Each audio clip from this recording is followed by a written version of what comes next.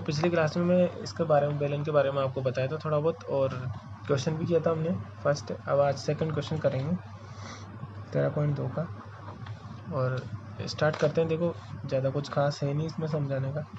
एक धातु की चादर है, इस तरीके से मैं चित्र से बनाता हूँ। देखो इस तरह की धातु की चादर है ऐसी।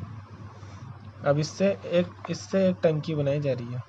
टंकी कैसी बंद है, बेलनाकार बोला गया है सवाल में, आगे पढ़ूंगा। देखो ऐसी टंकी है, आपको ऐसी ही समझना है। कोई कहते कि सर उसमें ऊपर से यूँ आके ढक्कन, ऐसा कुछ नहीं, हमें सिर्फ यहाँ सवाल करना है, ठीक है ना। तो देखो कितनी मीटर ऊंची है, 1 मीटर, तो ये ऊंचाई h बराबर दे रखी है 1 मीटर, ठीक है।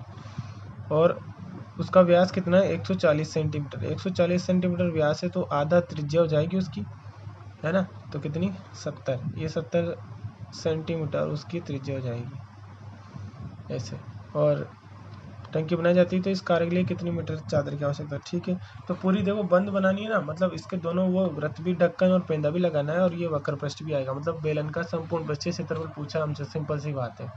और r बराबर 0.70 मीटर, और h 0.70 कर दिया मैंने इसको, सेंटीमीटर 70 थी तो 0.70 मीटर हो जाएगा, और 1 मीटर इसकी ऊंचाई है, ठीक है। और संपूर्ण पृष्ठीय क्षेत्रफल ज्ञात करना है हमें।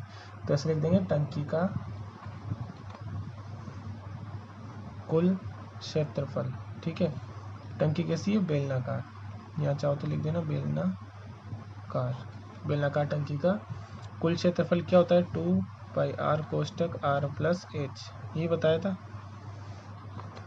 और 2 इंटू पाई का मान रख दो 22/7 इंटू r कितनी है इसकी, 0.70, है ना।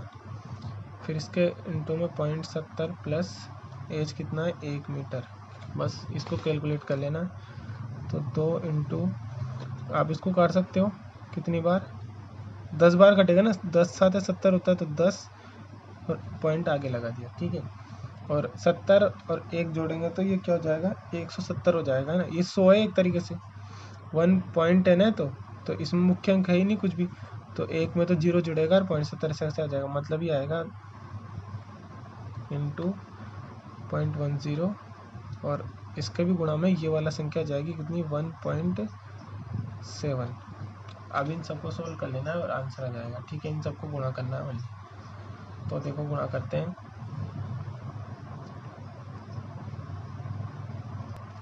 तो देखो आप रफ पेज में गुणा करके देख लेना, यही आएगा। इन सब का गुणा करोगे जब आप, तो यही आएगा, ठीक है। आप अगर पॉइंट का किसी को प्रॉब्लम है तो इसको 170 मान लेना और इसको 10 मान लेना। फिर जो भी आंसर आए आपके, उसके 1 2 3 अंक छोड़ के पॉइंट लगा देना, है ना। ये 0 पॉइंट के बाद 0 से कोई मतलब नहीं है आपके, तो 3 अंक छोड़ के पॉइंट लगा देना, ये आ जाएगा, ठीक है। अब देखो आगे बढ़ते हैं हम, अगला क्वेश्चन करते हैं, एक धातु की पाइप वाला। तो ठीक है, अगला क्वेश्चन, इसमें सब कुछ याद करना है। एक धातु की पाइप 77 मीटर लंबाई है, मतलब ये 77 मीटर दे दी है, ठीक है। इसका एक अनुप्रस्थ काट का आंतरिक व्यास इतना और बाह्य इतना है, देखिए करती, अच्छा ठीक है।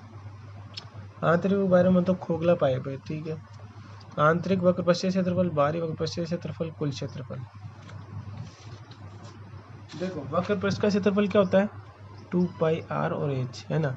तो आंतरिक हो चाहे बाह्य हो, ऊंचाई तो वही रहेगी 2πr h की, h जो भी इसने 77 दी है वही रहेगी, h तो वही रहेगी, है ना। अब आंतरिक त्रिज्या अलग हो जाएगी, व्यास दे रखा है तो आंतरिक त्रिज्या, है ना। आंतरिक त्रिज्या को चाहो तो r1 बोल दो आप, वो अलग हो जाएगी, जो क्योंकि उसने दोनों चीज़ें अलग अलग दी है ना। इसके लिए अनुप्रस्थ काट का आंतरिक व्यास 4 सेंटीमीटर है, तो त्रिज्या हो जाएगी 2 सेंटीमीटर, और बाह्य त्रिज्या बोल दो, उसको R2 बोल दो, और वो कितनी दे रखी है इसने ना, 4.4, तो मतलब 2.2 सेंटीमीटर ये हो जाएगी, ठीक है। आधा कर दिया ना 4.4 का।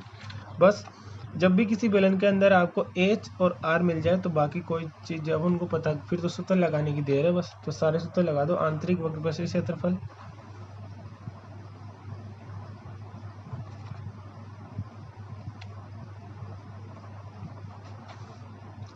और ये कितना होता है, 2πr और एच। अब आर आंतरिक वाली त्रिज्या R1 ले लिया अपन ने, तो R1 कर देंगे यहाँ पे बस। 2 ऐसा कैसा ही 22/7 इंटू R1 कितना है 2 इंटू एच। सॉरी एच का मान 77 आएगा ना, 77 नहीं रखा, ठीक है 77 आ गया है ना। अब ये कट गया 10 बार, 10 7 77 और इन सबको गुणा कर लो तो क्या क्या है 2 है 22 है फिर 2 है और 10 है, इन सब का गुणा करेंगे तो हमारा आंसर आ जाएगा। ठीक है कितना आ जाएगा 22 चौक 88 और गुणा में 10 और है ये 10 880 इसका आंसर है। सेंटीमीटर था तो सेंटीमीटर क्यूब कर लेना है यहाँ, सॉरी स्क्वायर, सेंटीमीटर स्क्वायर आ जाएगा। ऐसा ही बाह्य त्रिज्या आप पता कर सकते हो। ठीक है ना, यही सूत्र लगाना है बस। वहाँ क्या आ जाएगा 2πr2h कर देना, R2 आ जाएगी वहाँ, और यही सेम ऐसे सोल्व करना है उसको। और कुल पृष्ठीय क्षेत्रफल में ये जो तो दो वृत्त है ना ढक्कन वाले, ये ढक्कन है, देखो ये ढक्कनों का और πr², एक बार तो πr²,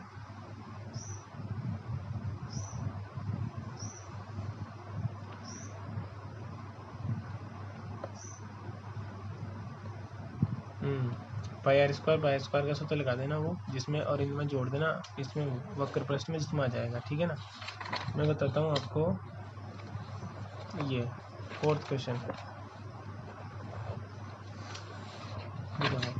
एक रोलर, वो जो रोलर होता है ना वो का व्यास इतना है, मतलब त्रिज्या दे रखी है आपको 42 सेंटीमीटर त्रिज्या आ जाएगी, और लंबाई इतनी है। लंबाई मतलब देखो रोलर की लंबाई का मतलब ऐसा नहीं कि पूरा रोलर, अपन को रोलर से सिर्फ इतने से ही काम है। जो रोलर अपने वो रोड पे चलता है ना वो उसका जो लोहे का रहता है ना आगे पहिया, उसकी बात हो रही है सिर्फ यहाँ पे, काम तो यही करता है। तो इसकी लंबाई मतलब बेलन को आप ऐसे खड़ा रखोगे तब तो ऊंचाई दिखेगी, और ऐसे क्षैतिज कर दोगे तो वो ऊंचाई लंबाई में चेंज हो जाएगी ना। तो दे तो एच ही रखा है इसका 120 सेंटीमीटर, और ये त्रिज्या दे रखी इसकी 42 सेंटीमीटर है ना। ठीक है, ऐसा रोलर है, ऊंचाई मिल गई त्रिज्या मिल गई, कोई दिक्कत नहीं है। अब कुछ भी पूछ लो आप। क्या दिया है, एक खेल के मैदान को एक बार समतल करने के लिए 500 चक्कर लगाता है। ठीक है, पूरा खेल का मैदान है एक, तो ये 500 बार ऐसे घूमता है राउंड राउंड, जब जाके एक खेल का मैदान समतल हो जाता है। तो खेल के मैदान का क्षेत्रफल क्या होगा, तो कोई बात नहीं, हम एक बार का घूमने का क्षेत्रफल पता कर लेंगे और उसको 500 चक्करों से गुणा कर देंगे तो पूरा उसका आ जाएगा। देखो इसको समझने की कोशिश करना है, मैं चित्र से समझाता हूँ। ये आपका मैदान और ये आपका रोलर, वो जो भी है, ठीक है ना। अब रोलर एक बार में कितना घूमता है, तो ये सिर्फ देखो ये दोनों, ये जो वृत्त है, ये दोनों वृत्त उसको समतल करने में काम नहीं आ रहे हैं। काम क्या आ रहा है, सिर्फ इसका ये वक्र पृष्ठ, ये जो ऐसे गोल गोल है ना पूरा राउंड राउंड, ये काम आ रहा है। इसको क्या बोलते हैं, वक्र पृष्ठ। और वक्र पृष्ठ जो है उसके बराबर का एक बार में समतल करना। देख लो यहाँ पे एक चीज समझाता हूँ, देखो मैं आपको, ये मान लो वो रोलर ये है ना। अब जब इसका एक बार जब ये घूमेगा तो एक बार में इतना क्षेत्रफल, इतना जितना इसका ये जो वक्र पृष्ठ है ना, आप इस कागज को ऐसे यूँ वापस यूँ तोड़ के यूँ कर दो तो इतना क्षेत्रफल एक बार में, फिर इतना ही क्षेत्रफल एक बार में, फिर इतना क्षेत्रफल दूसरी चक्कर में, फिर तीसरे 3 बार घूमने में, 4 बार घूम, ऐसे पूरे मैदान में ये चौके चौके बन जाएंगे ना। और उतने वक्र पृष्ठ तो 500 चक्कर में पूरे मैदान में हो जाता है। तो ठीक है, एक बार का निकाल लेंगे और 500 से गुणा कर लेंगे, मतलब इसका वक्र पृष्ठ पूछा है, कहने का मतलब ये है। ठीक है, तो हम यहाँ लिख देंगे रोलर का वक्र पृष्ठीय क्षेत्रफल हो जाएगा 2πr और h। ठीक है ना, 2πrh हो जाएगा।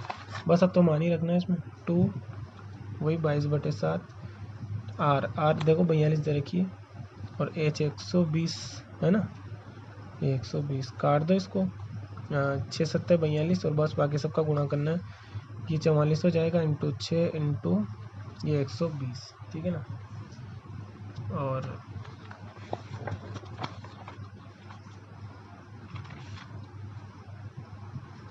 44 इंटू ये 12×72 हो जाएगा 720 है ना, जीरो है ना उसके दोस्त। ठीक है, और ये जो भी अब यहाँ लिख देंगे, ये तो हो जाएगा सेंटीमीटर स्क्वायर। अतः मैदान का कुल क्षेत्रफल, और वो कितना हो जाएगा 500 चक्कर इंटू ये एक बार का ये रहा, 44 इंटू 720। अब इसको गुणा करेंगे तो सेंटीमीटर में आंसर आएगा, सबका गुणा करेंगे तो सेंटीमीटर में आंसर आएगा, ठीक है। और अगर मीटर स्क्वायर में दे रखा हो तो 4 जीरो छोड़ के, पीछे से 4 अंक छोड़ के पॉइंट लगा देंगे तो वो मीटर स्क्वायर में आंसर आ जाएगा, ठीक है। जैसे भी उसमें आंसर दे रखा हो ऐसे कर लेना, इसका गुणा ही करना है सबका, ठीक है ना।